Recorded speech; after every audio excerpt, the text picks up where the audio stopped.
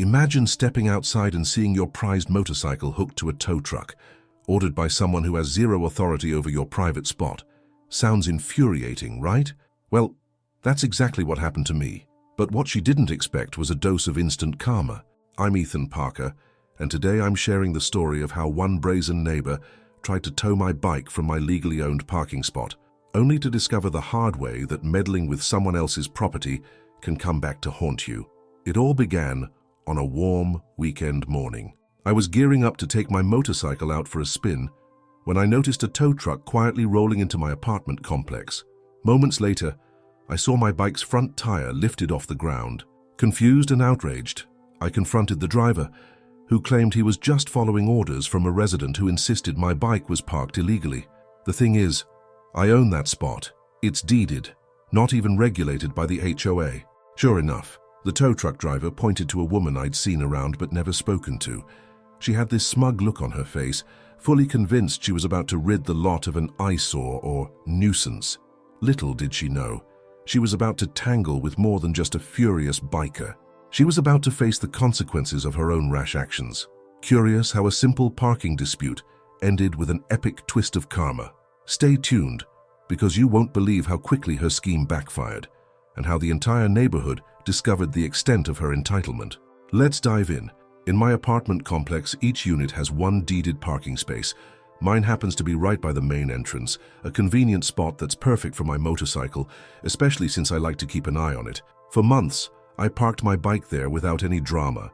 Most neighbors were either friendly or indifferent.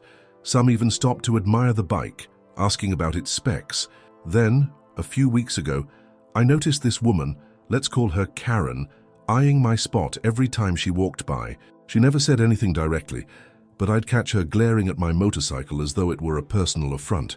It struck me as odd, but I brushed it off, figuring she might just dislike bikes. Out of nowhere one morning, a half-ripped note appeared on my seat. "This spot is for cars, not bikes. Move it or else." The handwriting looked rushed, with no signature or unit number. I laughed it off, thinking it was some busybody with too much time on their hands. After all, the rules explicitly state I can park any licensed vehicle in my deeded spot, car, motorcycle, or otherwise. But then, the suspicious glances and the anonymous notes didn't stop. At one point, I found my bike seat covered in sticky residue, like soda or juice poured on it. No direct evidence pointed to Karen, but I had my suspicions, so I kept my motorcycle locked up, installed a small security camera nearby, and hoped that would deter further mischief. Little did I know that while I was trying to protect my bike, Karen was planning something far more extreme, something that would nearly cost me my motorcycle, if not for a twist of fate that turned the tables.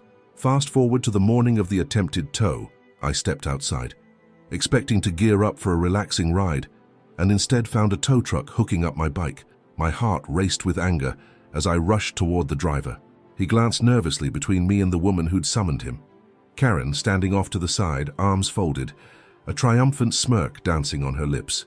"What's going on?" I demanded, trying to keep my voice calm. The tow driver explained that he had received a call from a resident who claimed my motorcycle was parked illegally, blocking access. Confused, I pointed to the sign, clearly stating, "Private Spot, Unit 4B. That was my unit, so how could I possibly be in the wrong? Karen stepped in, her tone dripping with condescension. She insisted the spot was intended for full-sized vehicles and that my bike took up space that could be used by others. She even accused me of not paying for a real parking permit. Exasperated, I pulled out my smartphone, ready to show the driver the digital version of my deeded parking rights. Meanwhile, Karen doubled down, claiming she had already cleared it with the HOA. However, I knew for a fact the HOA had no jurisdiction over deeded parking spots. Sensing the tension, the tow driver hesitated. He was reluctant to proceed once he realized there might be a legal conflict. That's when I noticed a ring of neighbors slowly gathering to watch. Some recognized my bike and began whispering among themselves. This was shaping up to be a full-blown confrontation, and Karen's next move would soon tip the situation toward an unexpected outcome. Days before, I'd installed a small, motion-activated camera near my spot after noticing the sticky residue on my seat. As the tow truck fiasco unfolded, I remembered that it would have recorded Karen's approach. Pulling out my phone, I accessed the live feed and scrolled back a few minutes. Sure enough, there was Karen standing by my motorcycle, phone in hand, pointing and directing the tow driver. Grinning, I motioned the tow driver over. "Look, I have proof this is my spot, and also footage showing she had no reason to call you." He watched the short clip, eyes growing wide. It was clear my bike was not blocking anything, nor was it parked illegally. The driver turned to Karen, muttering that he couldn't proceed with a questionable tow. He'd be on the hook for liability if he damaged a vehicle that wasn't illegally parked. Karen's face reddened. She snatched the driver's clipboard, insisting, "I've lived here longer than he has. I know the rules." But the driver hesitated. He clearly didn't want to risk towing a properly parked motorcycle. Meanwhile, a couple of neighbors leaned in, curious to see the footage for themselves. One of them gasped, recognizing that Karen was lying about any official HOA directive. This was the first twist in the saga. I had clear evidence that Karen had initiated an unjust tow on my legally parked bike. But as heated as things were, I had no idea just how bold Karen would become in her attempt to avoid getting caught. Word spread quickly among my neighbors, many of whom had witnessed the incident. Within hours, an informal gathering formed around the courtyard, with people asking for details. Some were angry on my behalf, others just gossiped, eager for the day's drama. It turned out Karen had a reputation for policing the parking lot as though it were her personal domain. Several residents chimed in with stories of her leaving sticky notes on their windshields or complaining about excessive idling. Encouraged by my success in stopping the tow, a few neighbors admitted they'd previously caved to Karen's demands. One woman recounted how Karen tried to force her to move a slightly older car, claiming it lowered property values. Another neighbor, who just had a second vehicle, said Karen insisted they had no right to park it on site, even though the building manager had given them permission. As frustrations simmered, people turned to me for guidance.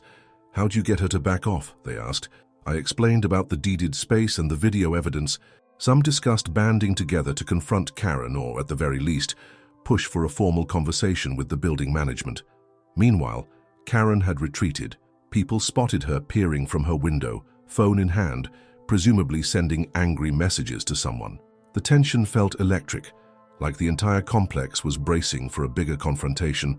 We all knew Karen wasn't the type to admit defeat gracefully, and that meant the worst was yet to come. Over the next few days, I decided to dig deeper. Why was Karen so adamant about dictating parking rules that didn't apply to her? That's when a neighbor, who'd lived here even longer, shared some revealing backstory. Apparently, Karen had once tried to get on the HOA board but was turned down because of her abrasive attitude. Ever since, she'd made it her mission to enforce rules, whether they were legitimate or not. On top of that, building management had received multiple complaints about her attempts to fine people. She had absolutely no authority, but that didn't stop her from forging official-looking notes and leaving them on residents' doors.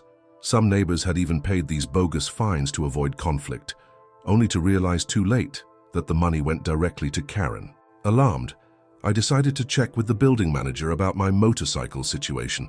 He confirmed that I had every right to park there, and that the HOA wouldn't involve itself in private deeded spots. But the manager also admitted that Karen had repeatedly pestered him to implement stricter parking rules. She'd clearly grown resentful of the manager's refusal to do so. Between learning about the phony fines and seeing Karen's persistent meddling, I realized we had a bigger problem. This wasn't just about my motorcycle. Karen had a pattern of bullying and manipulation. If we wanted peace, we'd have to expose her tactics and ensure some kind of official action was taken against her. While I felt a surge of resolve to take Karen on, I also wrestled with doubts. Part of me worried about escalating the conflict. After all, she had proven she could be vindictive. What if she retaliated by vandalizing my bike or spreading lies about me? Some neighbors felt the same, urging caution. They didn't want to provoke someone who had already demonstrated a willingness to twist rules and cause trouble. Despite these fears, the community spirit was awakening. People began to share more stories, like a single father who confessed Karen once threatened to call child services on him for letting his kids play ball in the parking lot. Another neighbor revealed that Karen complained to the city about a home-based business that was perfectly legal and well within local regulations. It became clear that Karen thrived when people stayed silent, intimidated by her false claims of authority. Yet it was equally clear that the longer we let her act unchallenged, the more brazen she'd become. Meanwhile, I felt an odd sense of responsibility. My confrontation with Karen seemed to galvanize the community to address her behavior head-on. Still, the tension gnawed at me. I enjoy a peaceful life, and stirring up drama wasn't my style, but the fact that she nearly towed my motorcycle and had likely gotten away with similar stunts before meant I couldn't just let it go. The stage was set for a bigger showdown, one that would either put Karen in her place or leave the entire complex under her thumb. Late one evening, I noticed a shadowy figure lurking near my parking spot. Heart pounding, I quietly crept closer, ready to confront whoever it was. But by the time I arrived, they'd vanished. Checking my small security camera's footage the next morning confirmed my suspicion. It was Karen. She'd stepped toward my bike, seemed to realize she was being recorded, and quickly retreated. The incident rattled me. Clearly, she was doubling down, perhaps scouting a new angle to force me out. That same day, a neighbor informed me that Karen was telling anyone who'd listen that I was breaking building codes, even though she provided no evidence. My phone buzzed non-stop with texts from concerned neighbors, some frightened that Karen would soon target them for minor violations.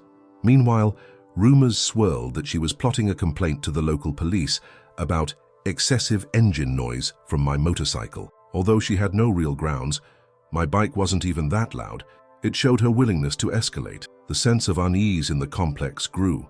Adding a twist to the intrigue, I discovered that Karen's own vehicle registration had expired months ago. A neighbor's discreet tip led me to check the public record. Sure enough, it seemed Karen was violating actual legal requirements while obsessing over made-up parking rules for others. This revelation felt like the final straw. We had to act before she could cause any more disruption or property damage, before this grown-up bully's paranoia pushed her to do something truly reckless.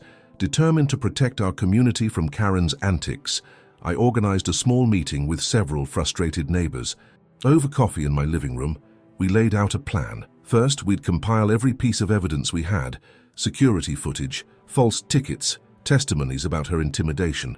Second, we'd talk to the building manager and the HOA board, who, as while having no say over private deeds, did control certain community guidelines, to see if there was a way to officially sanction Karen's behavior. During that meeting, we realized just how interconnected our experiences were. One neighbor had proof she manipulated the visitor parking system for personal guests while reporting others for violations. Another had screenshots of a neighborhood watch app where Karen posted questionable claims about dangerous individuals whenever she saw someone she didn't like. All these subplots revealed a pattern. Karen thrived on controlling the narrative, bending rules to suit her personal agenda, and banking on people's reluctance to push back. But with each new story shared, we felt more certain that unity was our best weapon. By the end of that meeting, we had a robust file detailing Karen's questionable activities. Our next step was setting a date with the building manager and any HOA reps willing to listen. We hoped that by presenting a unified front and overwhelming evidence, we could put an end to Karen's reign of intimidation. Little did we know Karma had an even more dramatic plan in store. Just days before our scheduled meeting, a dramatic event shook the entire apartment complex. Karen, in her usual attempt to catch me or someone else in a supposed parking violation, decided to call a tow truck for a neighbor's older sedan. She insisted it was abandoned and bringing down the property's value.